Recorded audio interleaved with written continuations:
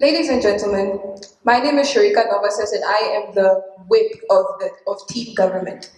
In today's debate, we're faced with one major crisis. Both teams want to achieve financial stability, but the question here is, why are we willing to risk a long-term recession in order to achieve this, and why do they feel we should not? This has been the major clash within today's debate.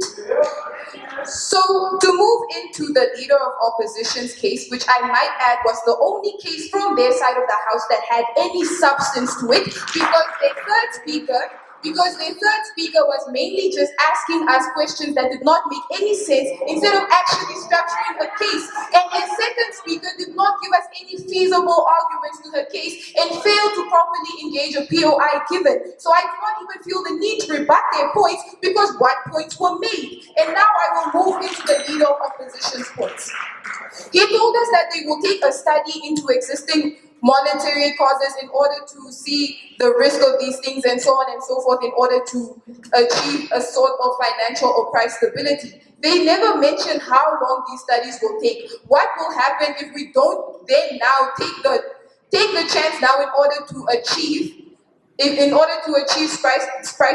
price stability? They're just telling us that we're going to study, see the risk, and do so on and so forth, but they did not give us a time frame as to how long this took. And then they speak about people living in informal settlements will not benefit from a recession and so on and so forth. I would like to point out that the House is taking a very negative approach and have decided that this recession will happen. It is at the risk that it will happen. It is not a sure thing that it will happen. And we, on this House, are saying that we will achieve this price stability, and this price stability does, in fact, benefit the man on the ground that you are so concerned about.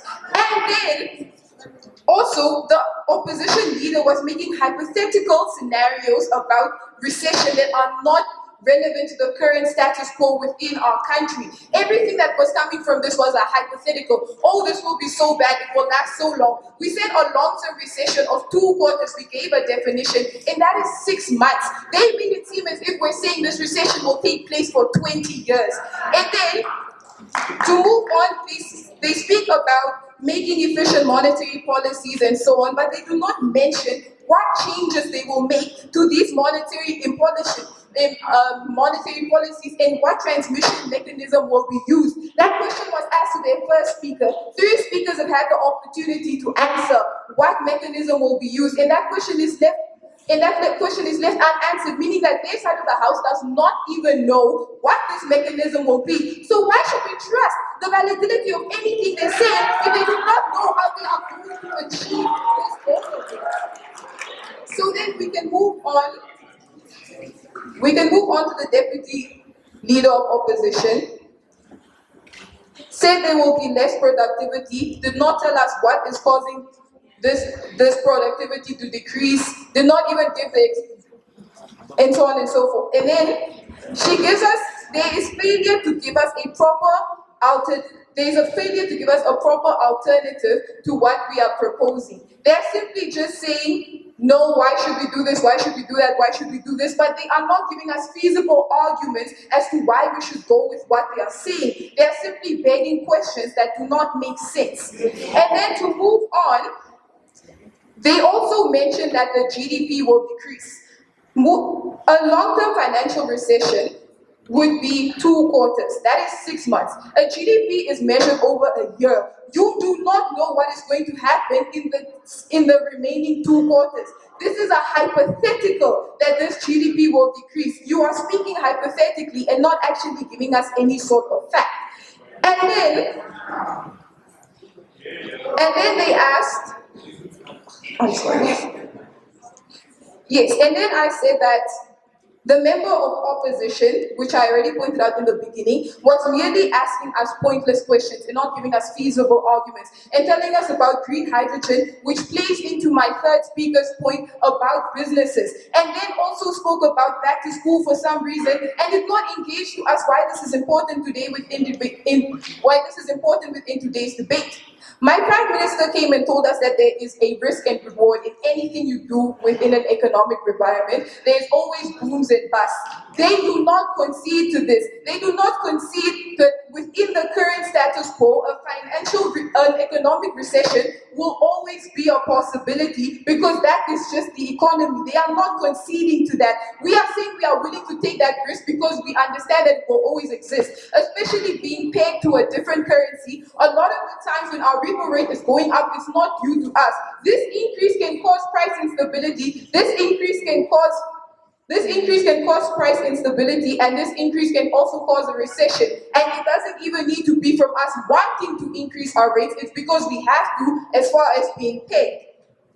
And then we also, my speaker also says that the money supply being put into the economy should go towards things that are beneficial, and that we are willing to take this risk because when the money supply is being pushed toward things that are beneficial, that are being pushed towards sectors that are beneficial, it is the man on the ground that is able to